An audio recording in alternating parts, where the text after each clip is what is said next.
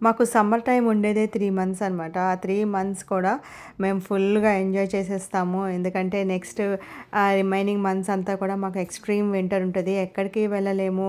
ఇంకా ఇంట్లోనే మాక్సిమం ఉంటామనమాట. సో, సమ్మర్ టైంలో ఇక్కడ మనకి చాలా నంబర్ ఆఫ్ ఈవెంట్స్ ఉంటాయండి.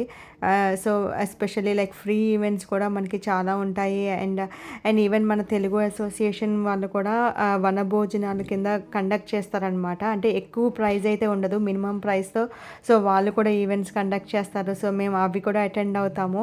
అండ్ అలాగే ఇక్కడ మనకి మెయిన్ ఈవెంట్స్‌లో పెట్టింగ్ జూ చాలా అట్రాక్షన్ అనమాట. ఎస్పెషల్లీ పిల్లలకి చాలా ఇష్టపడతారు. ఎందుకంటే మనము ఇండియాలో అయితే మనం రోడ్స్ మీద గోట్స్, హెన్స్ అన్నీ చూస్తాము. బట్ వీళ్ళకేంటంటే పెట్టింగ్ జూ ఒక్క దాంట్లోనే ఆప్షన్ అనమాట. రోడ్ల మీద ఎక్కడా కనిపించవు.